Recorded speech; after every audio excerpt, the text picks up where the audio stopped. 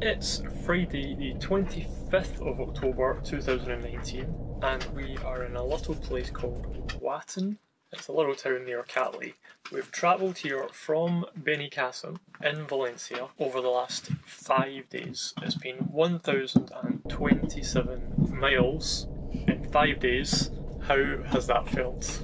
Well, each day felt long, a long journey. Didn't think we were going to do it in 5 days, but you persevered and it's been fine. I didn't really find it long because I just liked the travelling and I just take each day as it comes, and I was looking at scenery and looking at all the different things, and I never really felt it long at all. Well, I was looking at scenery as well. Yeah, no, I never felt. No. I thought the journeys were long. I think they were maybe long for Mark driving. Long for Mark pity driving. for Mark, but yeah. For me, sitting in the comfort of the van, I just didn't think it was long, ever. Enjoyed it. So because it's just been a lot of driving, we won't dwell too much on the driving aspect. What I think we should go over is some of the highlights and some of the memories of the entire holiday. And the first thing I think we should talk about is the highlights for Timo. What do you think Timo has liked the most? Well, Timo was absolutely spoiled. Timo sat at the table and had his, well, not his lunch or dinner or stuff like that, but he sat and shared ours.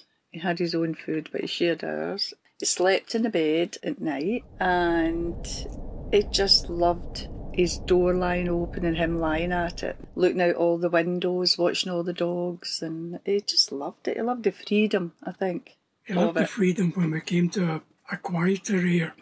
And he was allowed to just jump in and out as he wanted. As he did. And in the hot days he would just go under the van, and he was really, really good though. He was much more grown up than the last trip when he was making wee mistakes and stuff like that. But this time he was just super. And he absolutely loved being a van dog. Yeah, I think he's been really happy. Are there any particular places you think he liked? I can't remember the name of the one we went to, and it was only us there at the beginning, and it was a big field. I wasn't too sure about the horses down at the bottom. I can't remember the name of it either. No, but he just ran there, didn't he? Oh, he loved it. He loved the scents of it, and yeah, he really loved that one. Just opened the door and ran out. Yeah, but before that, he loved Stella Plage when he was on the beach. Oh, the beach. We didn't go to the right-hand side where all the people were. We went down to the quiet beach at the left. Oh, there was only a couple of people on it, and Mark let him off the lead and he was running about. Right down to the water and loved everything. It. Yeah, he loved it. And his other wee visits to the water at Ginestar. Yeah, right. We walked right down that road, and when we came to the bottom there was the lovely river, and he just went right in. He loved it. But yeah, he's had terrific freedom. He's enjoyed the freedom, I think. Do you think there was anything about his trip that he hasn't enjoyed? Well, obviously from some of the little villages when we go up the streets and there would be the barking dogs. You know, they were left outside to actually protect the property, so they just barked all the time. He didn't like that. Maybe not as many of them this time as last time though. No, but I don't really know anything else it's not liked. It's not liked flies. No. He was really narked at the flies. He snapped at them. Yeah. Oh, they annoyed him. They landed on his body and on his face, and he hated flies. The only good thing about that is he would snap at them all the time. Yeah. But fortunately, he never got any. Oh no, that was awful. I hated flies as well. He didn't like them.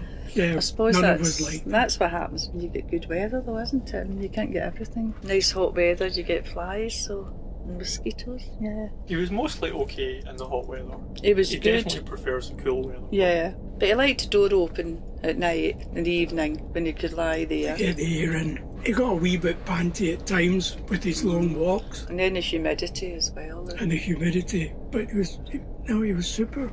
Well, I think he's had a good time. He's a happy boy. And he loves his turtle, obviously. He had his turtle with him. He's been so fortunate to have that with him. Yeah, we weren't sure it would survive the trip at one stage. I had to look for needle and thread. And do a wee patch-up job on it, but he loves it. It's been good. Just the next stage now is going in the washing machine, but we'll cross that bridge when we come to it. Okay, I wanted to ask you about one of the most important aspects of van life, and that is food and drink. What have you liked or not liked? What are your highlights of food and drink? Well, on the drink we've had our beers several afternoons, a little can of beer, and with our snack. And we've had fizzy juice with our snacks. The lemon was lovely, the fizzy juice lemon. And I never drink fizzy juice, but the lemon was lovely because it was so hot. And then we've had our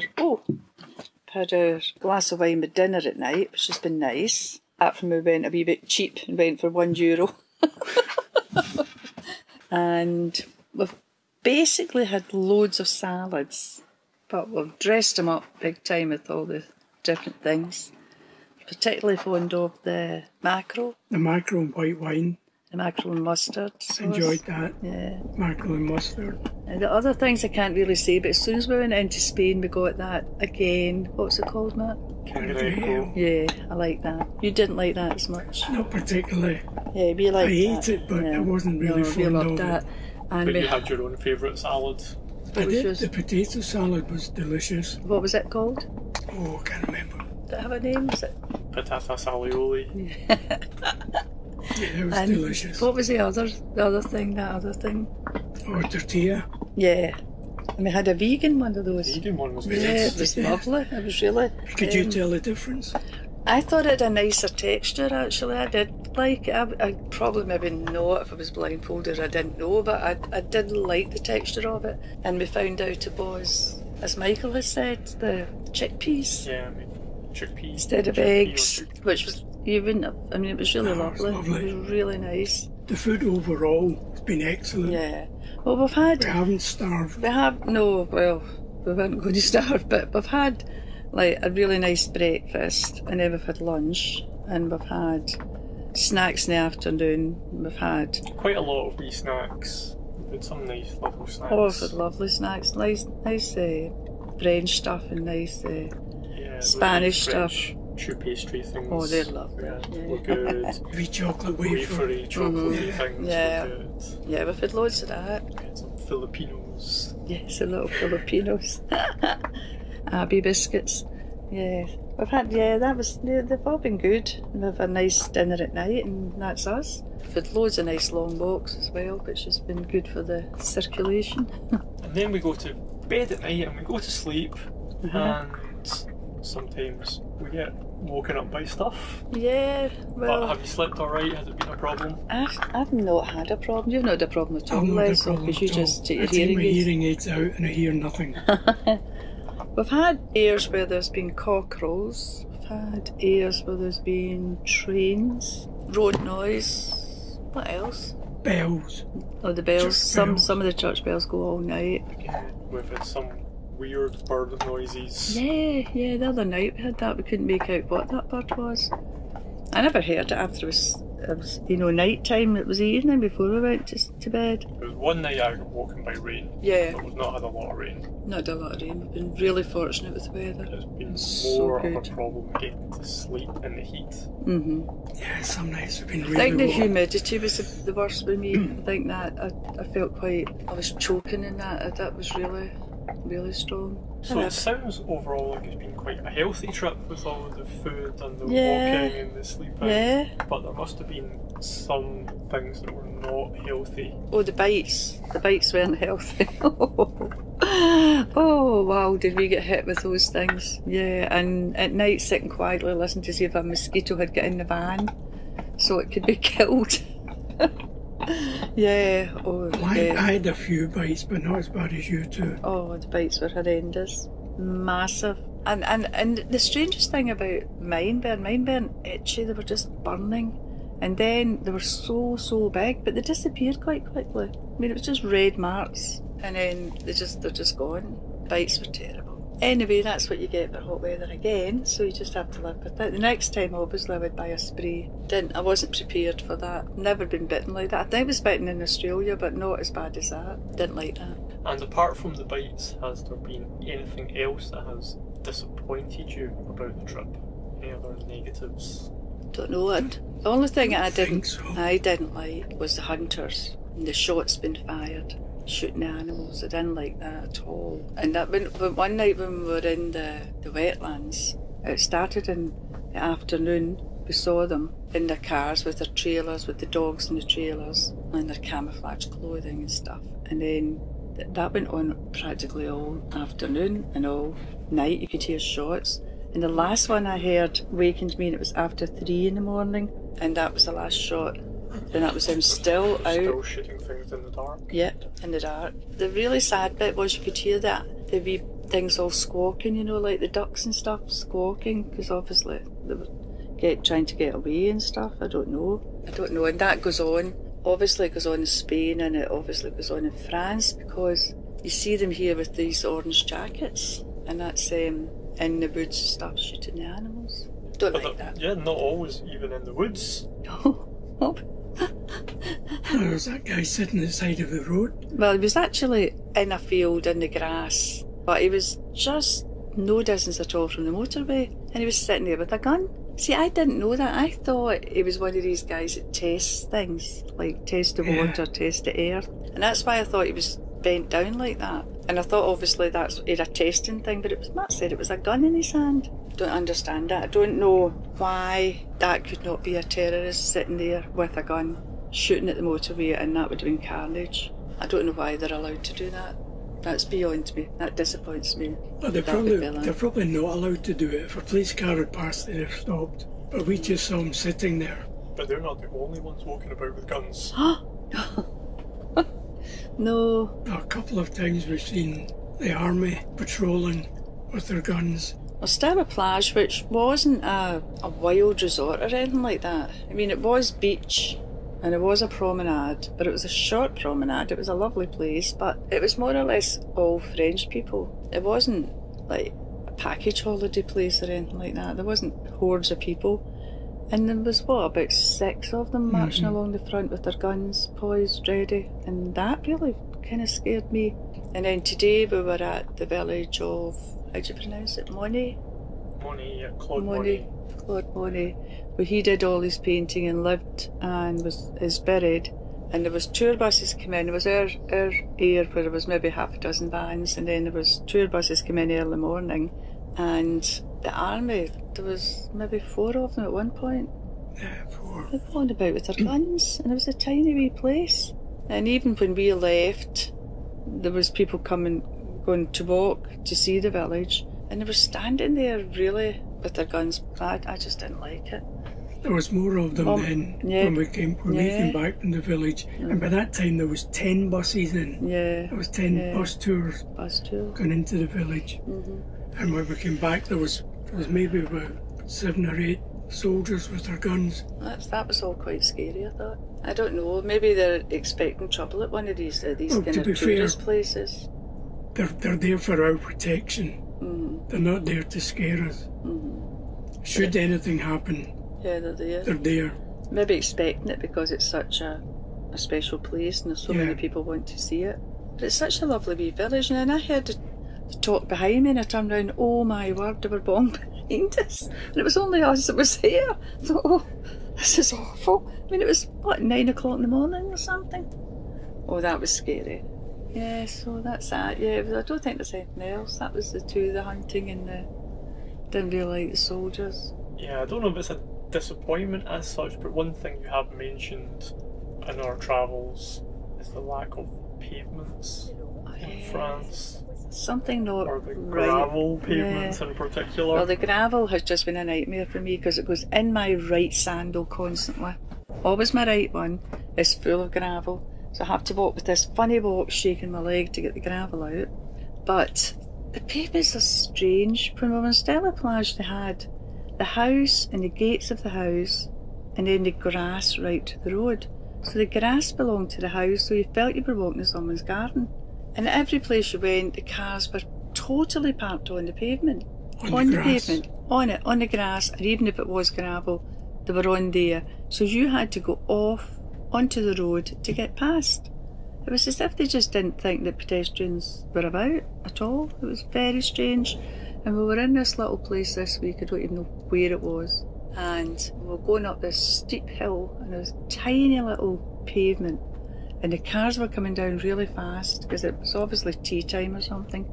And because obviously on the right hand side of the road they were driving right into us, and there was this tiny little pavement, and then suddenly somebody's house steps, 2 of them, come out to the road. So that person could get into their house, but we had to come off the pavement, go round their house steps. But they do that in these wee build their villages. steps down onto the road. The house front door is right on the road. See, I can understand that, because then that's their fault. They can get in. But when we're walking past, we've got a teeny wee bit to walk on. Yeah, and the cars just keep coming. Yeah, I can understand that, but it's the steps going out. Why are they allowed to put steps out onto the pavement? Real big stone steps that have been there forever. And that other wee village we were in, we walked down it, and there was 2 cars were trying to pass each other, so they just come on the pavement and just keep driving, and you've just got to keep right against the wall or you're dead. You know, which is not easy for Timo to understand, you know. It's not easy for us to understand. You're walking down a pavement and suddenly a car comes along it.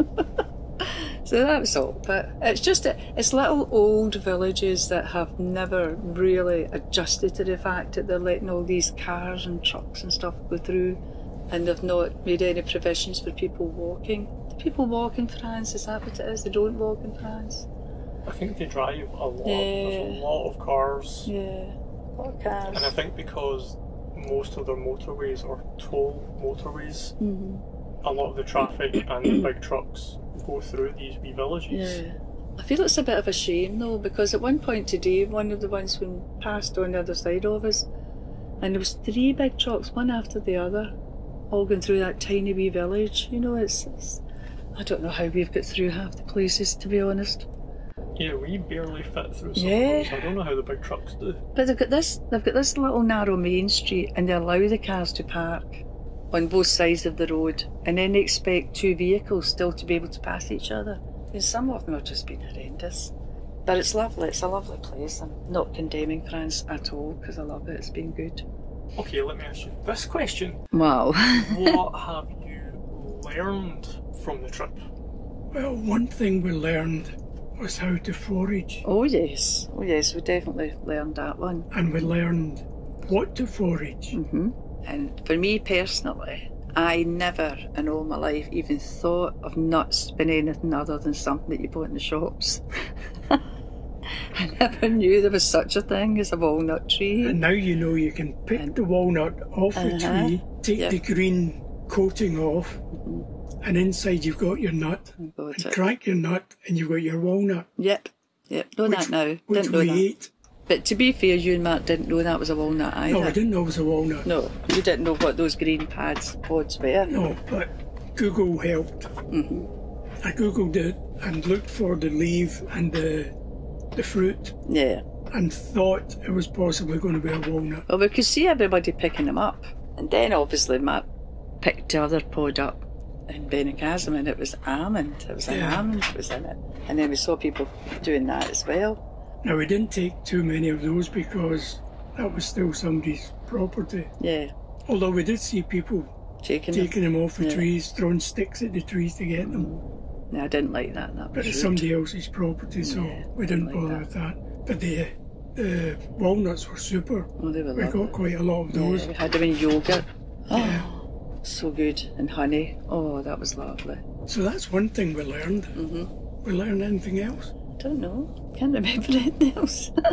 It just seems it's been such a long time. No, because each day we've lived each day. You know, we've not written a day off or anything like that. We've actually, and I know even in the travelling, I've watched everything and looked at everything and translated stuff. It's been really interesting. Well, given all that, do you have any regrets?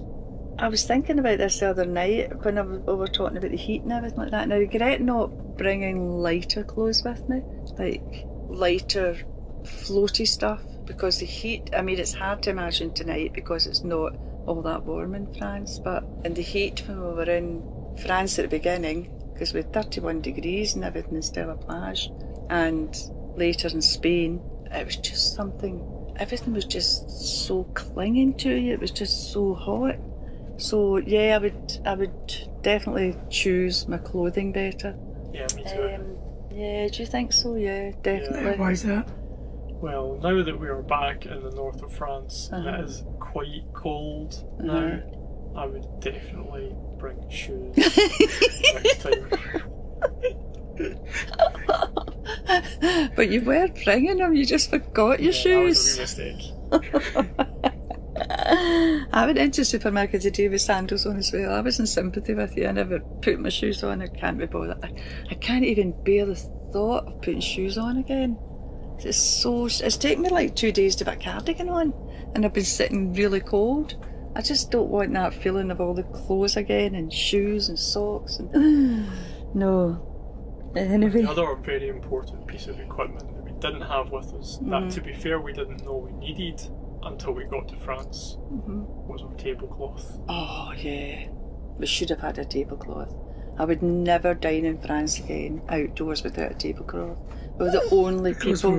We were the odd ones out. Everybody, no matter if it was breakfast or lunch or dinner, got their little table out and the tablecloth went on right away. And even all the time when I'm travelling and I pass like houses that have got outside porches, they've all got their tables still sitting there with the tablecloth on it. I must just leave them out. I think they must be those plastic ones. Yeah, no, we need to buy a tablecloth. I definitely have to have a tablecloth. So overall, it's been a good trip. We've enjoyed it. We've seen a lot of interesting things. But if you had to pick some highlights from the whole 10 weeks or whatever it is, what are your highlights? Well, the one highlight that I want to mention right now, as you probably hear in the background, is this boat going past, because we're right at the river here, and there's a boat that's been passing, well, different boats, but they're just like a train. But they go up and down. They're like a train. I've never, ever heard or seen anything like it. Isn't it? It's as long as a train. And right at the very back, in the top deck, is sitting a car. So we can't understand it. We're going to have to research that. We thought at first it was a train with a noise, and it lasts for ages, but it's a great big long barge, I would call it. Massively long, and it's got a car sitting up at the back. My highlight came just a couple of days ago. The whole trip's been great, but just a couple of days ago we happened to stop in Bergerac to go to a supermarket, and we had a wander, as we always do, had a wander into the town, and I thought the town centre was superb. The way it was built, the way it was wee narrow streets, and up above the shops were modern, but above the shops was old France. The buildings were old, and they still looked immaculate. There's a lot of old buildings in France that are crumbling, falling to the ground, the roofs have caved in, but the buildings in Bergerac were just lovely. I really like being in that town. I've had other things I've thoroughly enjoyed throughout, but because that little village, I think it's going to be a memory. Square village place. Remember the square that when we were parked on the field? I can't remember what that was called. Yeah, Labiste Dalmanac. Yeah, that was amazing. That place as well. The old buildings that were there. We've had loads of. Oh, there's been lots of villages and wee hamlets we've just driven through, and you look at them. But you wanted to see Bergerac. I wanted to see it. You're really lucky that it turned out as nice as it has, because I'm glad we saw it. Sometimes you can get disappointed in a place when you want to see it. Obviously, I don't know why my highlight has to be just returning to Benicassim. I mean, that's just got to be the be-all and end-all for me. Just driving into that little air by the orchard was just, anyway, but lots and lots of nice things, nice places. Got our same spot. Yes. Walked down the same streets and along the same promenade, and oh yeah, everything about it. Anyway, there was loads of other places, I must say, but that was really nice. I always feel, well, not always, I've only come through it twice, but coming through over the Pyrenees this time, coming out the tunnel, I mean, I think that was really super both ways. That was terrific. Coming out and seeing the hills of Spain, that was just, because they've got hills like nobody else. Yeah, quite rugged and strong. I like my hills, I must say. I feel protected when there's hills round you, round a place. It's always nice. And this time it was an absolute pleasure in the Pyrenees. I mean, it wasn't that scary way. It was narrow, twisty roads going up and stuff, but And coming back going down. Going through the tunnel just made all the difference. We didn't do the same height as the last time. No. Because we went through the tunnel. Yeah. Amazing engineering, these tunnels. Cutting right through the mountain. All nicely laid out as well. They've got statues and everything at the end of them, you know. It's got a lot of work into them, yeah. Okay, well, I think we better wrap it up there, since we have to go to our beds and get up at 5 o'clock in the morning to get this train. Yeah. And since Timo has his bone now and is going to make too much noise. Yep. He's fought hard to get that through the podcast, hasn't he? He really wanted. He's been sitting staring at me. Okay, so that's it for another trip. Okay then.